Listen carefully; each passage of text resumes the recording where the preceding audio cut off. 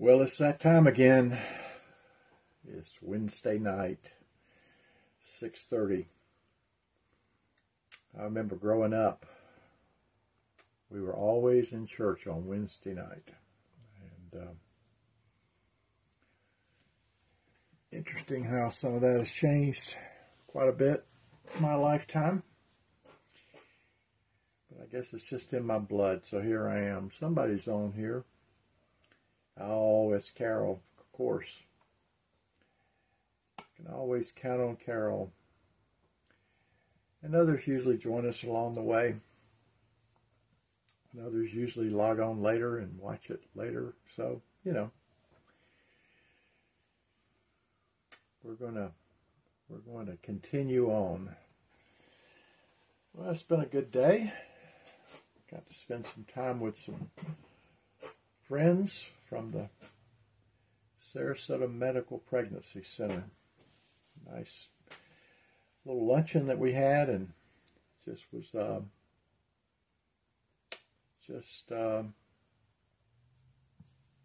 good day. I understand. Okay.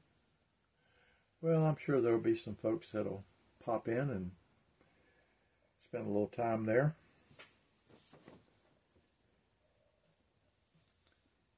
So let's see here. What we got? 6:32. Well, we're going to get started here real quick. And we're going to be in Colossians chapter 4, verses 2 through 6. So we got a really short segment of Colossians. We'll have a long one next week. But this one is packed. It's packed full of things that are really pertinent to this idea of being plugged in. When people are in danger of being unplugged from their source, or they're in danger of not being connected with the head, which is Jesus, there needs to be some ways in which we know how to stay plugged in. What are the things that we routinely do that if we do them routinely, if they're part of our lives, part of our discipline, part of just the way we live our lives, it helps us to stay plugged into Jesus. And that's what we're going to be talking about tonight from this passage. So as normal, let's begin with a prayer.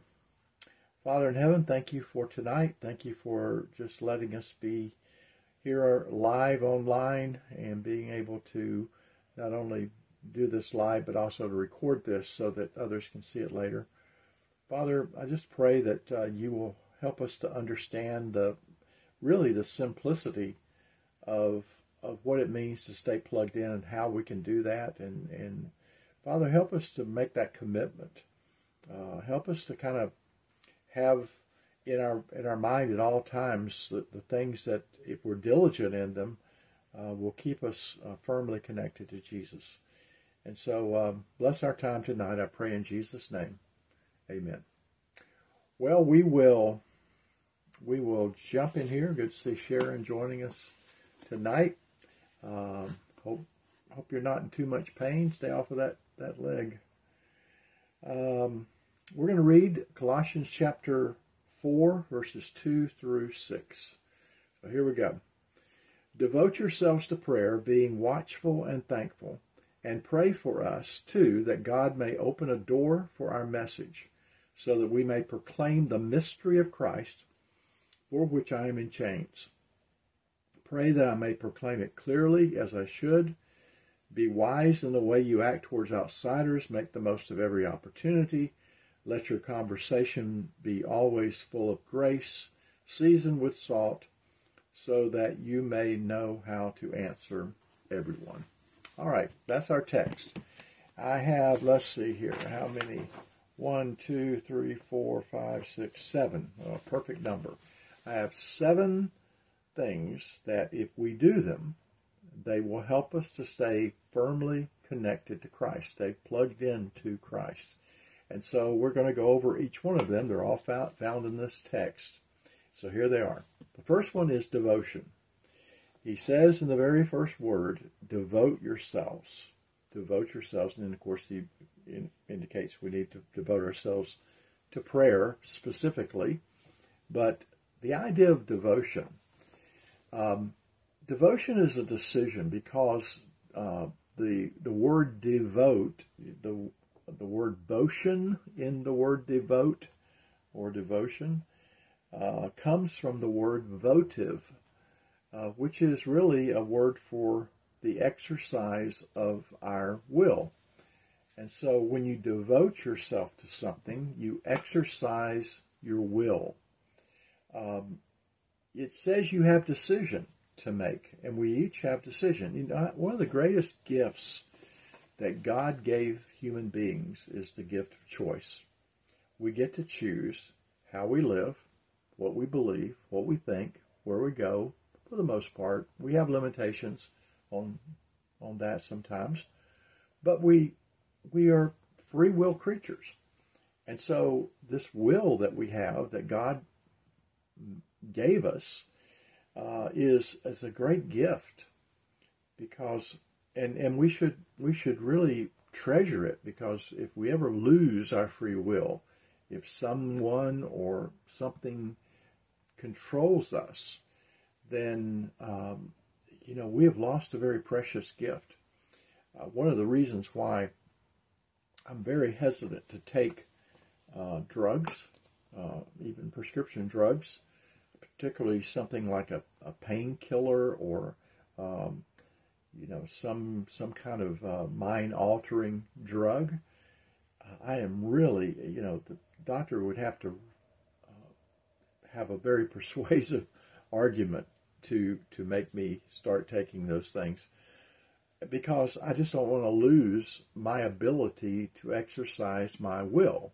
I don't want to be under the influence. Never appealed to me ever in my life to drink.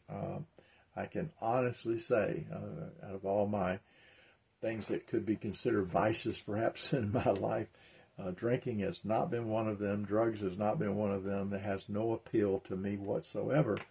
And I think one of the reasons is just I don't want to lose control of my will. And so if we're going to stay firmly plugged in to Jesus, then we have to devote ourselves to him. In fact, as I say that, there's passages that come to my mind. I think one of them's in 2 Corinthians chapter 11, around the first 2 or 3 verses there, where Paul is afraid that they have been moved from their sincere and pure devotion to Christ. He puts it almost in marriage terms. He does, in marriage terms. He says, I have betrothed you to someone. We have been engaged to Christ. It is kind of an arranged marriage. Paul is saying, I brought you to Christ in the marriage that you can have with him. And he says, I'm afraid that something has gotten in there and drawn you away from that sincere and pure devotion that you have to Christ. If we are truly Christians, we came to Christ with a sincerity, with a devotion to follow him. How we were converted, when we first obeyed the gospel, when we first said yes to Christ, he offered us his invitation, or if you will, his marriage proposal, and we said yes, and we devoted ourselves to him. Going back to that time and reminding ourselves of how it all started and why we made that choice and that decision to be devoted to him in the first place.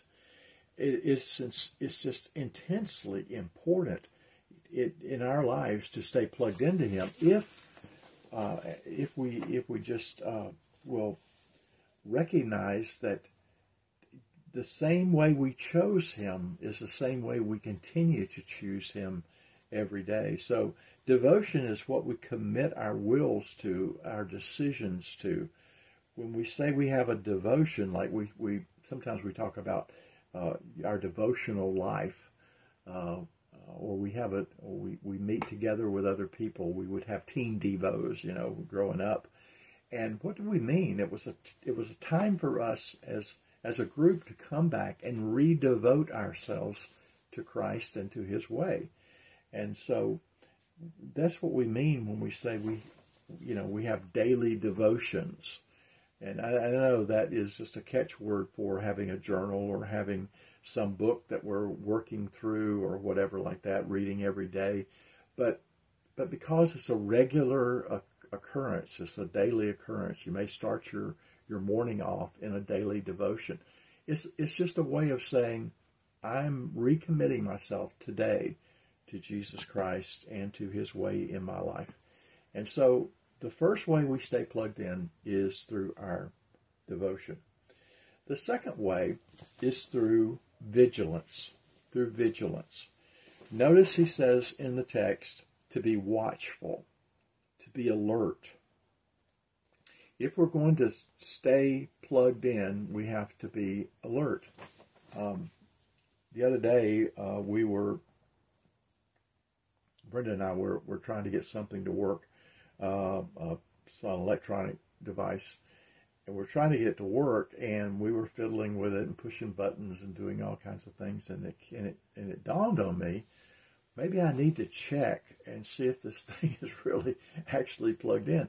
And it had come loose, and I jiggled it and plugged it back in and made sure it was tight and everything, and of course, it worked.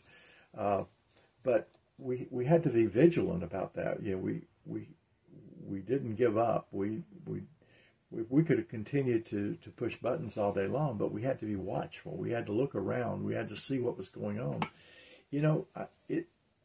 Some people have situational awareness, like, we're reminded this time of year, if you're going to a mall and you're shopping, be careful where you park, be careful when you're coming out of the mall, just situational awareness, what's going on around you, who might be following you, or are you in a lighted area, all of these things. And it's so important in our Christian life. There's so many things that threaten to unplug us to Christ. There's people that come into our lives, and they may not intentionally unplug us from Christ, but we might get so caught up with these people, or they may have certain views or certain things that would pull us away from Christ. And so we have to be watchful. We have to be mindful. We warn our children because they're usually not as aware of the dangers around them as we are. But any of us can get lax. We can reach a point in our lives where it's just like we're just not aware of what's going on. So vigilance. When I go to third world countries in Africa or Haiti, I'm usually very much on my guard. Particularly in transition times. When I'm getting out of the car and walking into some place, or when we stopped at red lights, or those kinds of things, I'm always kind of watching and assessing whether or not there's any danger around or somebody's going to try something. So the second thing we have to do if we're going to stay plugged into Christ, firmly plugged into Him, we have to be watchful. We have to be alert. And what are we watching for? We have to know what we're looking for. If I go out and I'm bird watching, I know what I'm looking for. I'm looking for birds. Okay, but when He tells us to be watchful, what is He telling us to be watchful for? And it can be any number of things. We looked in Colossians. In one of the lessons that we did about things that can draw us away, for instance, pagan philosophies or philosophies of this world that are not in harmony with the mind or teachings of Christ. Those philosophies or belief systems can draw us away. Another thing he tells us to be watchful for is legalism, of thinking somehow that we can be saved by our own good works, by doing enough good things that it will save us. And we might think, well, I would never fall for those things. Those things don't have any effect on me. Well, I can assure you that was not true in the early church, and you will see that Paul spent a lot of time warning them and demonstrating how harmful these things are, and much of the New Testament is written to try to bring people back in alignment with their original beliefs about Christ. And so it's just so important to be vigilant and not allow ourselves to get drawn away into either immoral things or into a way of thinking that is harmful. And so the first is devotion. The second is vigilance. The third is thankfulness. Thankfulness. Now, thankfulness is one of those positive traits of the Christian life, of where, it's hard to be depressed. It's hard to get sidetracked in our Christian life when we are thankful. I have a good friend who actually he does a live broadcast on Wednesday nights too after I'm done, and he has written a book about thankfulness, a whole book about it. I think it may be even in devotional form of where he really explores that subject, and he's been teaching on that every now and then. I'll plug into his live broadcasts and see what he's got to say. He was a friend that he and I went to high school together, 4 years of high school, and also I think he was there 4 years, at least 3 years. And then we also spent time one summer in Holland together. It was a wonderful, wonderful summer of being there with him. But he wrote this book about thankfulness, and he's exploring all the different avenues of that. But we sing songs like "Count Your Many Blessings," name them one by one. It's hard to be down. It's hard to thankfulness just is a way, particularly when we're specific about the things we're thankful for. It can be people we're thankful for. It can be situations. It can be spiritual blessings that we're thankful for. But when we enumerate the kinds of things that we're thankful for, it just brings us back to kind of the sweet spot in our life. It's like, okay, I don't want to risk losing those things in my life because they're so important to me and I'm so thankful for them. And any one of us can have attitudes at times where we get kind of bummed out about something, or we get mad or angry about something, and even some people in our lives. But in our more sober moments, we can simply find all kinds of reasons to be thankful for things, even for suffering sometimes, things that go wrong in our lives, because even God can use those things to bring about something good in our lives. He promises that He will.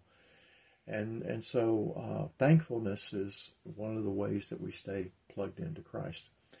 The fourth thing that he says that is important to this staying plugged in is awareness of opportunities. Awareness of opportunities. Now, this goes along kind of with vigilance, but instead of just being aware of dangers around us, we're also aware of opportunities around us.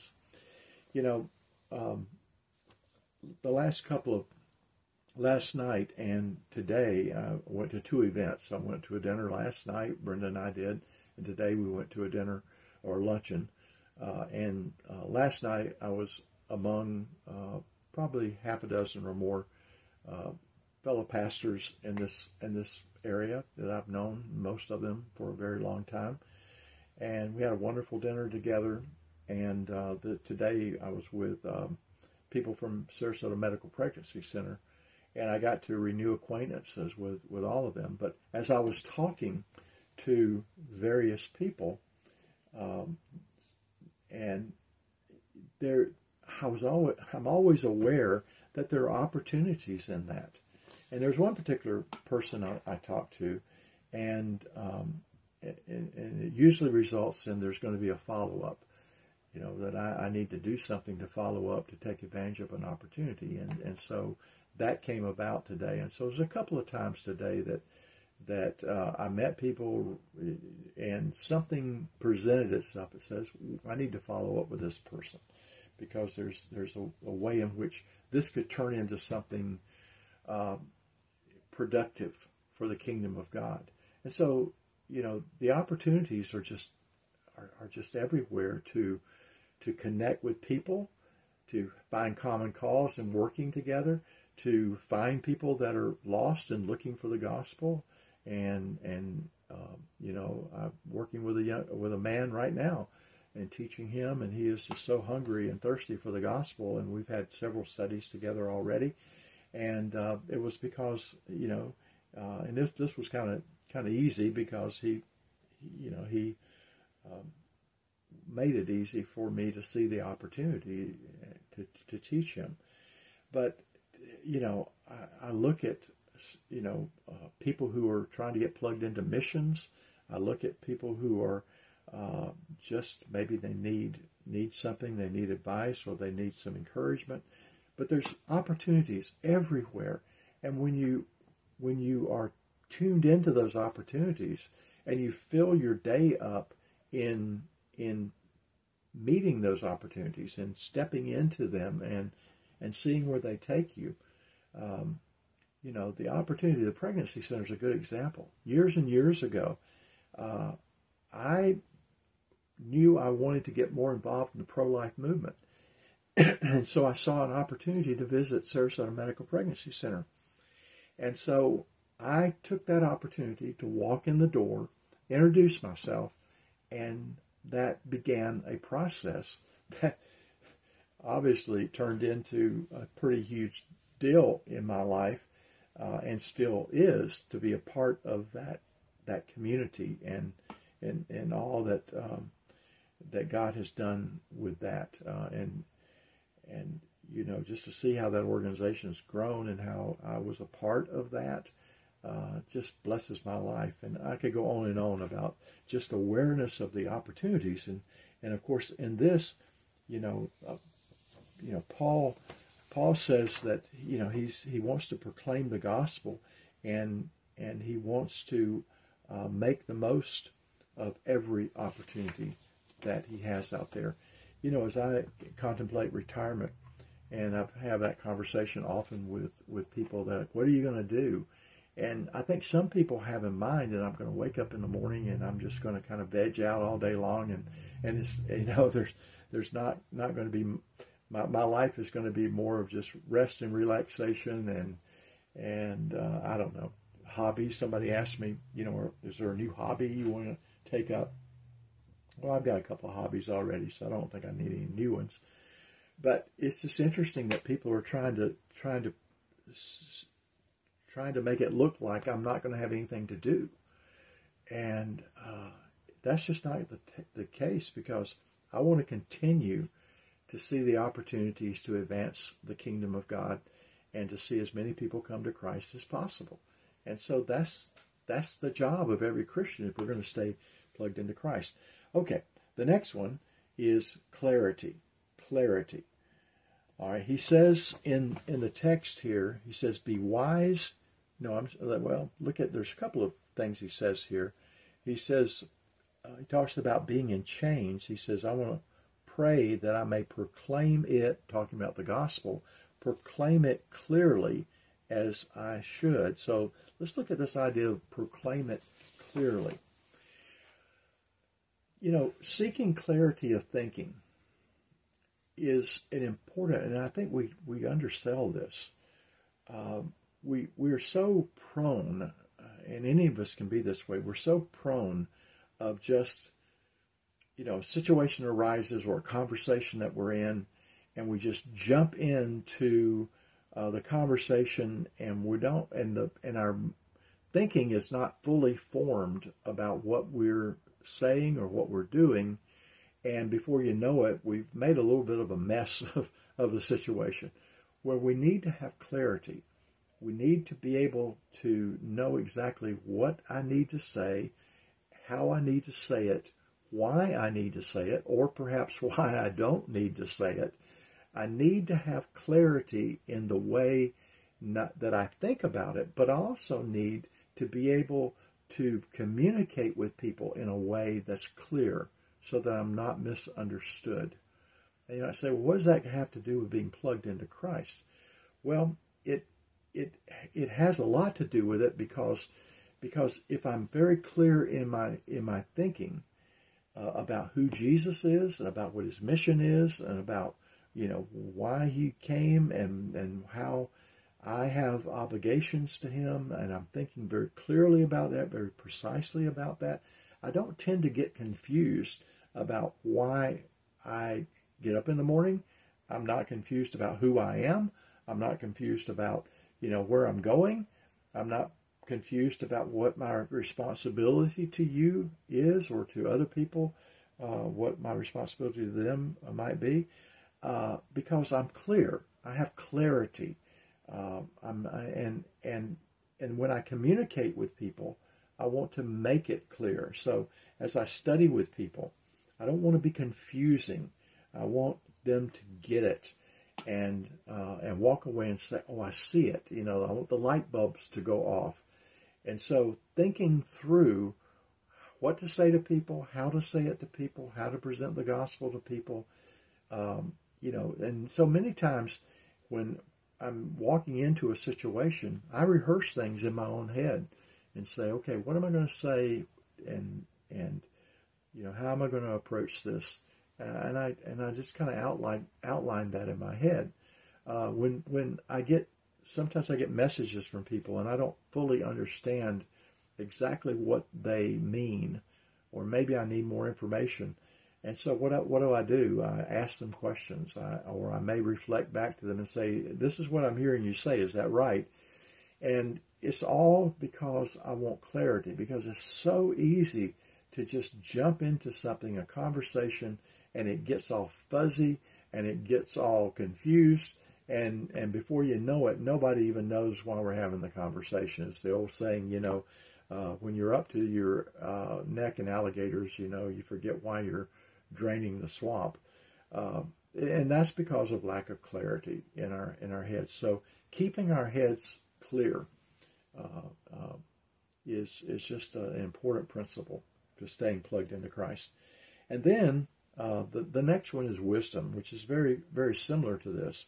Wisdom is considering the consequences of my words, the consequences of my actions, to be able to draw from my experiences, that if I've made mistakes in the past, I don't want to repeat those mistakes, because wisdom teaches me if I do this, it's not going to turn out very well. And so we're constantly drawing on our experiences, the things we did right, the things we did wrong, the wisdom from other people. All of these things help me to stay focused on Christ and and his life, and of course he is the greatest source of wisdom out there. I know we say Solomon was the wisest man in the Bible because he asked for wisdom, but I would contend that Jesus was the wisest man in Scripture. He was perfect in his wisdom, because he not only was wise in what he held to be true, but he lived it out. Solomon didn't always live out the wisdom that he had in his head. And so this wisdom that we have, it has to do with how we react or how we respond to people. What is the wise thing to do in a situation? What is unwise to do? I don't want to be a fool. I have a sermon I did a long time ago. It's called "We Have Enough Fools in the World," and so I don't want to be one more. And I'm sure I've been foolish at times. I have been foolish at times, but we do have enough fools in the world. You may even know a couple, but I don't want to be foolish, and so I want to be wise. And so there's so much to study in Scripture about the nature of wisdom and what it's all about. Read the book of Proverbs. Solomon did a great job there. Read the book of James. James has a lot to say about wisdom. If you lack wisdom, ask of God. He talks about the wisdom that comes down from above and the characteristics of that wisdom. And so there's a lot of ways in which wisdom is essential to me staying connected with Christ. In fact, even earlier in the book, in Colossians, says that we teach one another with all wisdom, because even in our teaching, we have to share that experience that we have. And then The last one that is in the list, and there's probably more I could have extracted out of this. It depends on how much you squeeze the orange as to how much you get out of it. But the last one that I picked was seasoned grace. Seasoned grace. Grace is good. He says here, let your conversation be always full of grace, seasoned with salt, so that you may know how to answer everyone. Peter said that we should elevate Christ as Lord, and we should be ready to give an answer to everyone who asks us a reason for the hope that is within us. But we need to know how to answer people. Answer them with grace, seasoned with salt. And the salt idea of coupling grace with salt is that grace is good in and of itself, but I want it seasoned properly, just like I want my food seasoned properly. I want enough salt. I don't want too much salt, but I want enough salt in it that it tastes good, and maybe some other seasoning, that you throw in there just to spice it up a little bit, give it that flavor, that's so important. And so you want to get the seasoning just right. Well, but why do we do that?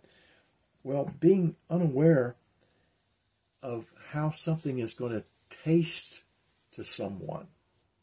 I remember I was in Jamaica one time, and we stopped off. My host there stopped off at this place, and he says, "You got to try a Jamaican patty, beef patty." And I thought, okay, cool. I want to get to know some of the local foods here. So he ordered one at this little roadside place and handed it to me, and it was steaming hot. I let it cool down a little bit. But it was more than steamy hot. It was loaded with spices, and I couldn't eat it. It was just too spicy. But he had no idea, because he loved them and he was accustomed to them. He had no idea how it was going to taste to me. And so when you have your words with grace seasoned with salt, you're thinking about the other person and how it's going to taste to them, how your words are going to go down with them. Are they going to be pleasant words? Are they going to be words that they can accept, that they can digest, that they can receive? And so you have to season them in a way that people can really hear what you have to say. And I'll confess, I don't always get that right. But I know that when I do that, I'm having to think of the other person. And believe it or not, that helps me stay connected with Jesus. Because the only reason I care about that is because I don't want to do anything that's going to cause them to somehow pull away from Christ because of my words, because of something I say that's offensive, or something that I say that is they're going to take it the wrong way, or they're going to misunderstand it, or it's just too hard, it's too harsh for them to hear. Now there are times when it needs to have a little edge to it. There's certain people that you just need to take the 2x4 out to sometimes, but you got to know when you can do that and build the relationship first to be able to speak, very plainly and to people. So having this grace seasoned with salt in your words is an important way to stay plugged into Jesus. So tonight we've looked at 7 things, and here's the way we stay plugged in. By our devotion is what you will to do. It's the decision that you make every day. Number 2 is by vigilance, that you keep aware, you keep alert, you don't get blindsided. Number 3, you're thankful. You continually go over the list of things that you're thankful for and appreciative of, and expressing that thanksgiving to people and to situations that you're in.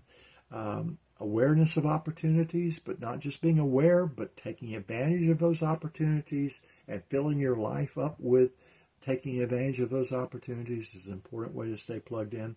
Clarity clarity of thought in your own mind, but then clarity in the way you communicate with others, and then wisdom, pulling from all the experiences you've had, the wisdom of the Word of God, praying for wisdom, and then recognizing that wisdom has to be pervade every aspect of your life.